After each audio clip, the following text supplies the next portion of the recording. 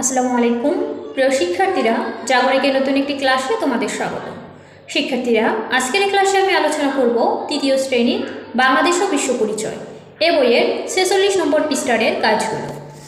শিক্ষার্থীরা, তোমাদের মূল বইয়ের 46 নম্বর পৃষ্ঠারে খ নম্বরে যে কাজটি দেওয়া আছে, এখানে বলা হয়েছে পূর্বের পৃষ্ঠার মানচিত্র পর্যবেক্ষণ করি ও নিচের ছকে তথ্য লিখি।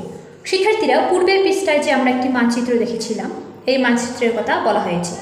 এই মানচিত্রটি পর্যবেক্ষণ করে নিচের যে তথ্যগুলো দেওয়া আছে এগুলো পূরণ করতে হবে।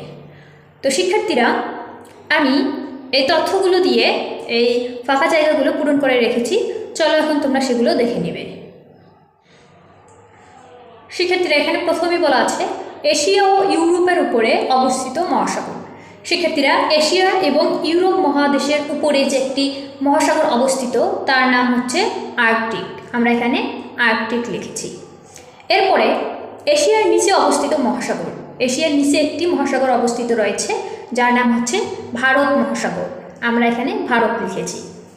এরপরে আছে দক্ষিণ আমেরিকার বামে অবস্থিত মহাসাগর। দক্ষিণ আমেরিকা মহাদেশের বামে একটি মহাসাগর অবস্থিত, সে মহাসাগরের নাম হচ্ছে প্রশান্ত মহাসাগর। এর সবচেয়ে বড় মহাসাগর, সবচেয়ে বড় মহাসাগরের নাম হচ্ছে প্রশান্ত মহাসাগর। এরপরে আছে সবচেয়ে ছোট মহাসাগর, সবচেয়ে ছোট মহাসাগর হচ্ছে আর্কটিক মহাসাগর।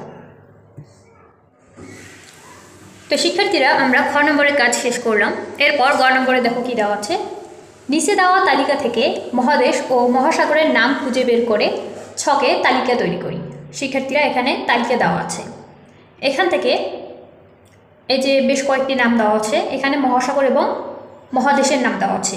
এখান থেকে আমাদেরকে মহাদেশের নামগুলো খুঁজে বের করে এই ঘরগুলোতে লিখতে হবে এবং মহাসাগরের নামগুলো বের করে এই ঘরে লিখতে হবে। শিক্ষার্থীরা, আমি এই নামগুলো খুঁজে এই ছকগুলো পূরণ করে রেখেছি। চলো এখন তোমরা সেটা দেখে নেবে। শিক্ষার্থীরা, দেখো এখানে দেওয়া আছে এশিয়া। এশিয়া হচ্ছে একটি মহাদেশের নাম, আমরা এখানে লিখেছি এশিয়া। এরপরে দেখো আছে আফ্রিকা। আফ্রিকা হচ্ছে একটি মহাদেশের নাম, আমরা মহাদেশের নামে আফ্রিকা লিখেছি। এরপরে আছে অস্ট্রেলিয়া। অস্ট্রেলিয়া হচ্ছে একটি মহাদেশের নাম, এখানে আমরা অস্ট্রেলিয়া লিখেছি। এরপর আছে অ্যান্টার্কটিকা। অ্যান্টার্কটিকা হচ্ছে একটি মহাদেশের নাম, তাই এখানে আমরা মহাদেশ লিখেছি। এরপর আছে প্রশান্ত। প্রশান্ত হচ্ছে একটি মহাসাগরের নাম, এখানে প্রশান্ত লিখেছি। এরপর আছে ভারত।